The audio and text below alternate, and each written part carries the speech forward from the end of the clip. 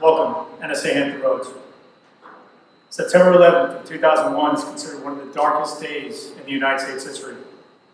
And though it seems as though the world was coming to an end on that day, we see today the light that was brought from it. 9/11 will be a day remembered, not just by the people who lived it, but also by the ones who had come after it. My name is Chief Scott. I'm a husband, father, sailor, and personally affected by the day that we remember, September 11th. Today, with the need to socially distance, we must remember how this event brought the country and people together. Today, we ask that you compassionately remember the honor and the thousands killed on September 11th, 2001. We also ask that you remember hundreds who have perished afterwards from the fallout of the events, the ones that are still suffering today because of the events that happened 19 years ago. To include the armed forces, first responders, the volunteers, the rescue and recovery workers, the uniformed safety personnel, and the hundreds of thousands of others who served to save people on that day and beyond, just like today. As mentioned earlier, I was personally affected by the September 11th attacks. On that day, I remember very vividly, I was heading to Staten Island for a delivery, and I was always on the horizontal bridge crossing over. I looked out to my right and I noticed the first plane hit the North Tower. Though I thought at the time it was just a simple accident that was going to hurt many, many, many people. The second plane then hit the South Tower, and it was announced on the radio that it was a terror attack. And this was ongoing. When I arrived home that night, I could not sleep. I kept on watching the reruns of what was happening, and I decided to volunteer.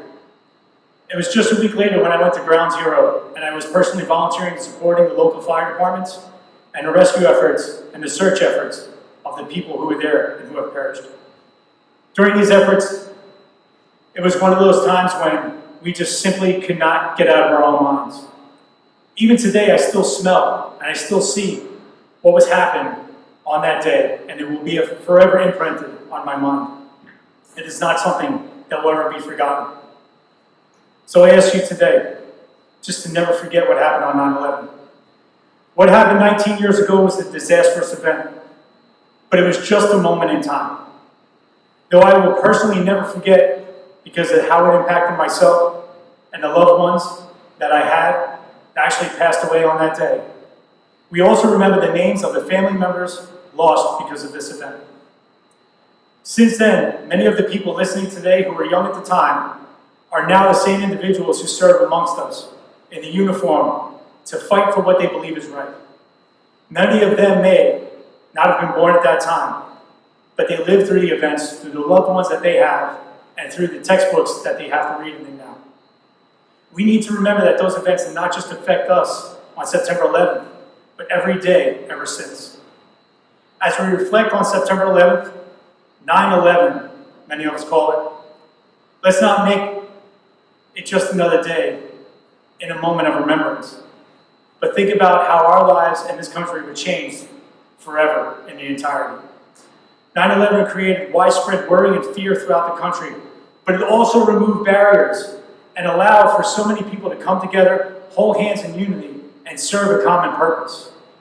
Let's not forget how the people who were lost, and let's not miss this point specifically. The ones that were lost on that day, their children are working with us right now. It's time that we recall and rekindle the spirit of unity and compassion that existed on that day and allow for us to be the ones who we so dearly love, remembering 9/11. With that, I thank you for allowing me to open with the 9/11 ceremony.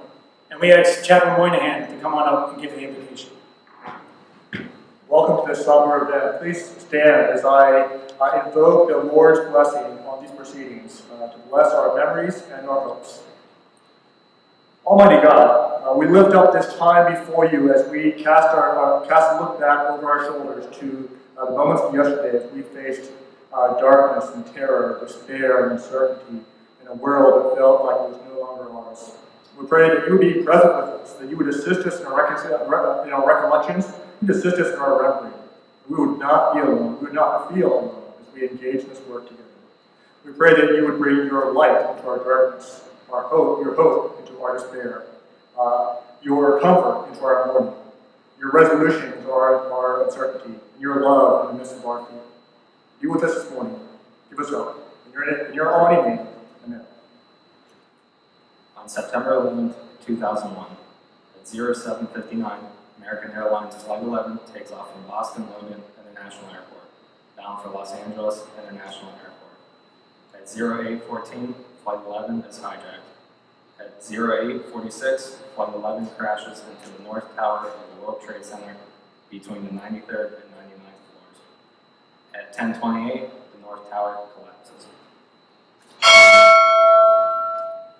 At 08:14 a.m., United Airlines Flight 175 takes off from Boston Logan, also bound for Los Angeles. At 08:42 through 08:46 a.m., Flight 175 is hijacked. At 09:03 a.m., Flight 175 crashes into the South Tower of the World Trade Center between the 77th and 85th floors. At 09:59 a.m., the South Tower collapses.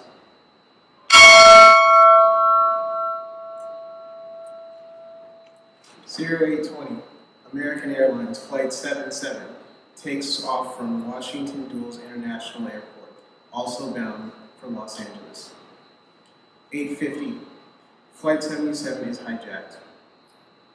9:37, Flight 77 crashes into the Pentagon.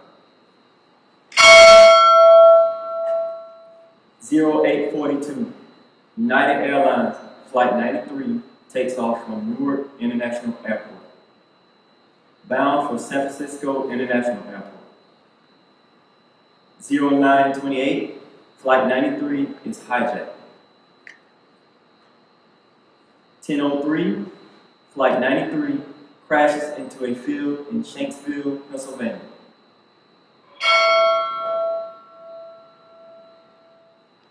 During the September 11 attacks of 2001, 2,977 people died, 19 hijackers committed murder and suicide, and more than 6,000 others were injured. The immediate deaths included 265 on the 4 planes, 2,606 in the World Trade Centers and the surrounding area, and 125 at the Pentagon. The attacks were the deadliest terrorist act in world history, and the most devastating foreign attack on United States soil since the attack on Pearl Harbor on December 7, 1941. We will never forget 9/11. I am proud to introduce NSA Hampton Roads Executive Officer, Commander Nelson. Good afternoon, NSA. I want to provide a special thanks to our multicultural committee today. I want to provide a special thanks to Chief Scott for the opening remarks, for his candid experience, provide special thanks to OS1 Bell, Chief Louis Jean, AG1 Jordan, OS1 Porter, IT2 Parson, QM2 Mingle, CTMSA Prashanda, and of course our PAO, Miss Katisha. Where were you when the world stopped turning on that September day? These aren't just powerful lyrics from a song. It's a question that we often ask ourselves when we're talking about the terrorist attacks 19 years ago. We're going to hear from several of our shipmates their experiences on September 11th. I myself, I was walking to a class in the physics lab at the Naval Academy. I walked past the TV that morning and happened to see news coverage of right after the first plane crashed into the tower. While I wasn't doing anything spectacular that morning, I still remember that day very vividly. I still remember exactly how clear that sky was. I still remember seeing all the shipmates who had families, either in New York or at the Pentagon, and the suffering that they were going through. I still remember all the emotions that we felt that day. And I still remember the uncertainty of what was to come, whether there were more attacks or what we were going to be called to do following the attacks. And I knew at that moment that our lives were changed forever. Many of you have dramatic stories. Perhaps some of you weren't even born on that day. But whatever your experience, I ask you to consider how we came together that day. How we came together with unity. How we had a renewed sense of purpose and of service. And how we can do that again in today. While we may not see those same style of attacks today, the future is uncertain. What I can say is certain is that we need to prepare our next generation. We need to prepare our next generation to overcome those next challenges. And this time of year, I often think of one of the quotes from one of my fallen classmates, Travis Main. He embodied the quote, "If not me, then who?" And so I ask, when it's time to do the right thing, whether it's serving your country, or volunteering for the simplest of tasks, I ask you to also consider that same quote, "If not me, then who?" And be thankful that as we look around, that we have several of our shipmates that have also committed to, "If not me, then who?" And as we remember today and the attacks on September 11th, I just ask that we take a moment to pause and remember the lives that were lost, remember the lives that were impacted by the attacks.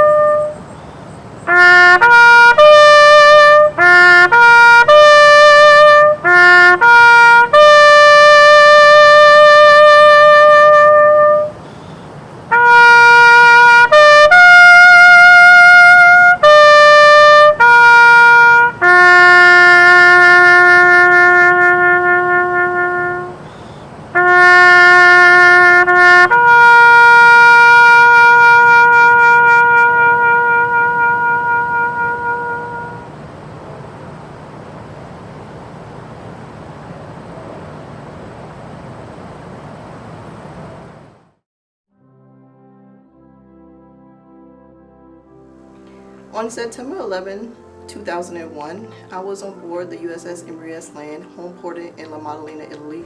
I was a E2 in deck department. We were already in scene anchor, and the captain came over to 1MC and told everyone to stand down from scene anchor. We watched the ship turn from going into port back out to sea, and later on, the captain told everyone what was occurring in America. So I was in Great Lakes, Illinois in boot camp. I took my oath of enlistment on July 19th, 2001, and on September 11th, 2001, I was in the drill hall. 377, that was my division.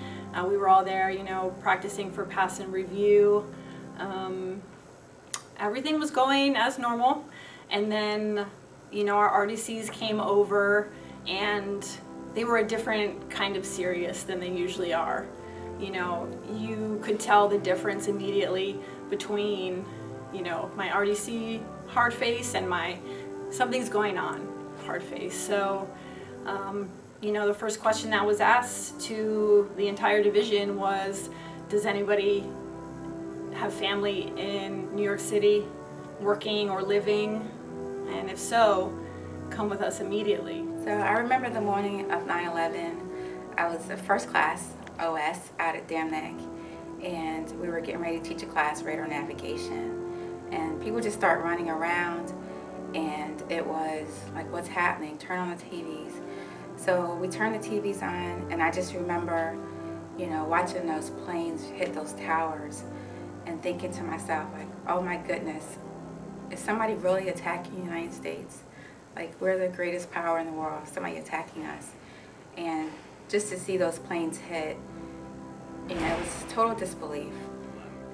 I went to boot camp in June 1980 as just a non-designated E1, and I struck YN, made it all the way up to senior chief. And so, but that was the 80s, and the biggest threat that we had in the 80s was the Russians. They were the bear, the big bad bear. So I got to see the Berlin Wall go down. The Cold War ended eventually, and then we had the Persian Gulf War, and I happened to be stationed on the Battle of Wisconsin for that. So that was the Persian Gulf War. And then I got lucky enough to be the admin officer on the Dwight D. Eisenhower from 1999 to 2001. And I made a fantastic cruise, in the 2000 cruise. We hit 14 ports. That was the good old days. You hit all kinds of ports. And then 9/11 occurred. And I think the Alan Jackson song entitled "Where Were You When Their World Stopped Turning" is really what it means to me of 9/11. Yeah, on September 11th, 2001, I was a instructor at Recruit Training Command Great Lakes, training our future recruit division commanders. So I was teaching a C school when the first plane struck the tower. And so we really had no concept of what was going on. I was in a classroom teaching, 20 or 30 students, and the chief petty officer came in to let us know what had happened. September 11 still affects me to this day.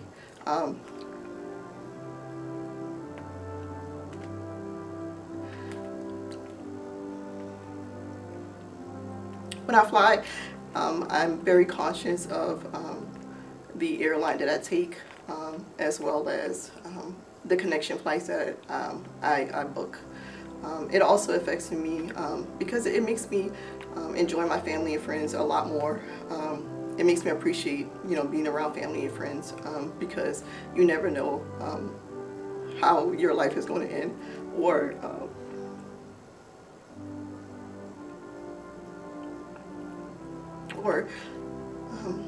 how the day is going to end, whether you make it through the day or not. I remember that day vividly. At first, we didn't know what was happening on TV. Then it finally dawned on us, and we sprint into action. We locked ourselves down. But then that afternoon, the names started popping because you couldn't get a hold of anyone. I have a brother-in-law who was working in New York. Phone lines, you couldn't get in there. You couldn't get a hold of your loved ones. But the next couple of days, I found out that 6 of my closest friends in the Pentagon that I'd served with before perished. There was a lot of scared faces in the room. I mean, we were in a bubble, we hadn't seen a TV or anything in weeks. We were given a radio. So we were given it looked like an old boom box, and we sat in the drill hall together as a group, and we listened to the radio, and we heard the seriousness and horror of the people who were briefing the events, over the radio for those to hear. So it was very scary. After that, we were given time to call home, and everybody was like, we're going to war, we're going to war, we're going to war. And I think that was the moment that my career path changed forever. And then I saw the plane hit the Pentagon, and my best friend, OS1, retired Sheila Hawkins, was in the Pentagon, wondering where she was, trying to call her, and not being able to get in contact with her. She turned out to be okay. She got trampled a little bit coming out of the Pentagon, like, and all their chaos. She hurt her knee, and definitely has PTSD, but she's okay. So for me, the sheer patriotism really came out in our country to make us all the flags came out, and I could just feel like, you know, as a country we were probably more united than I've ever seen us be for such a traumatic event to happen, but it seemed like we came together more than anything. So for me, staying in the Navy wasn't really an option. I still had a few more years on my contract, but being a part of this organization is just everything, fighting for our country, and just knowing that we still make a difference even today. So for this year, I just feel like we all need to just, you know, take a moment and remember all the lives that were lost and the sacrifice that people have made for our country, and just hope that everyone will just kind of stop and remember 9/11 the way we all should each and every year. And I'm not certain, like, you know, at that point in time that we can really fully understand. Like, at that point we didn't know that it was terrorists. We just knew that that it was chaos, right? And so I think that, you know, we went home. You know, I lived in housing across the street. I remember, you know, everyone got locked down. Housing got locked down.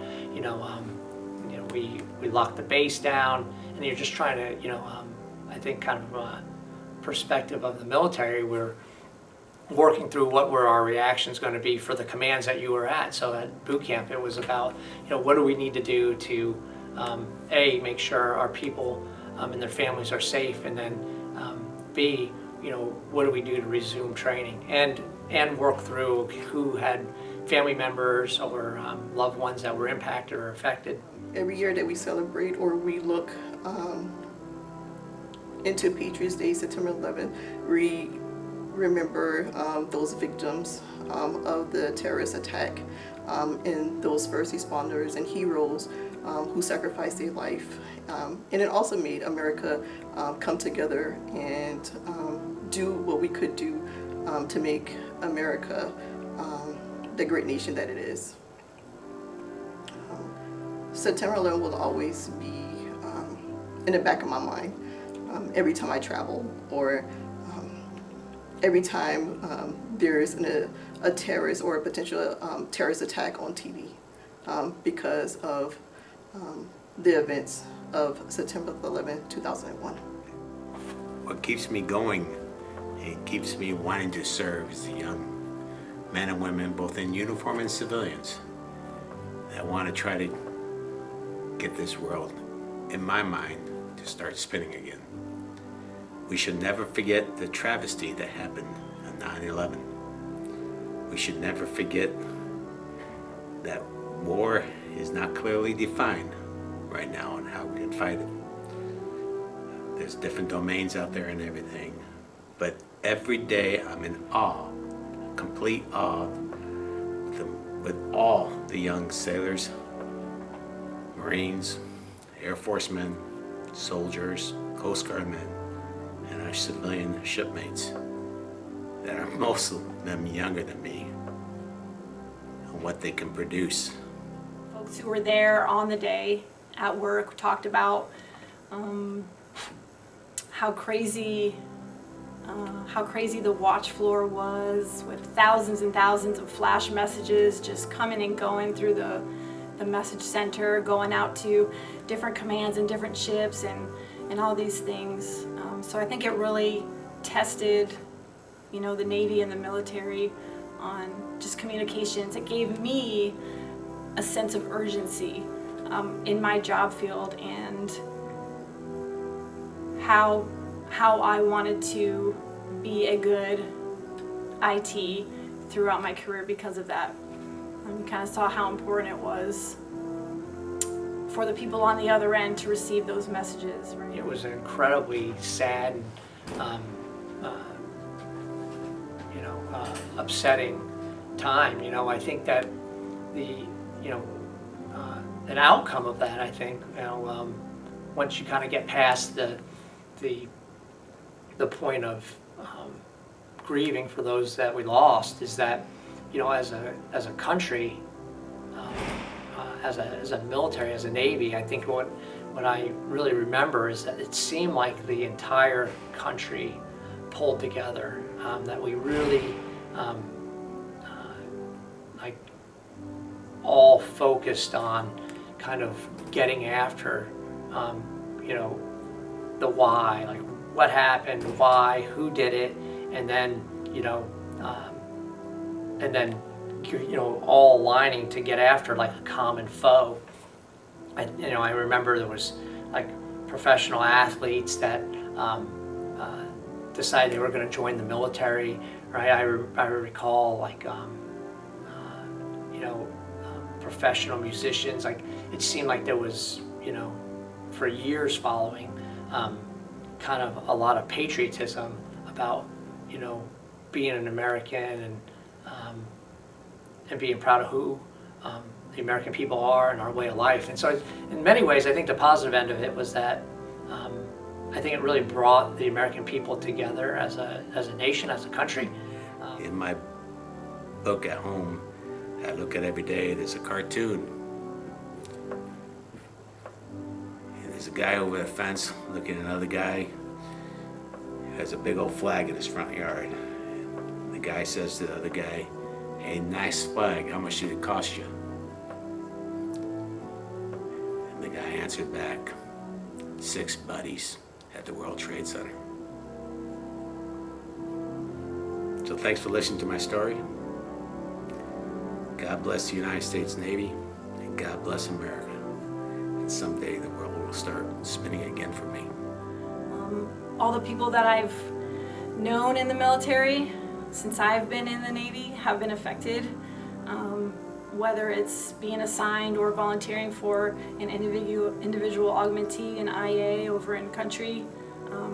Those folks go out there and some of them don't come back, and some of them come back a lot different than when they left.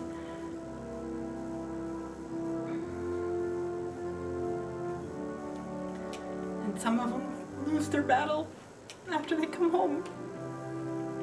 Broader than that, there was I think the very first time in history, the Article 5 of NATO was invoked, and so an attack against one is an attack against all, and so the United States asked for its allies and partner nations to come and help and aid and assist, and they did.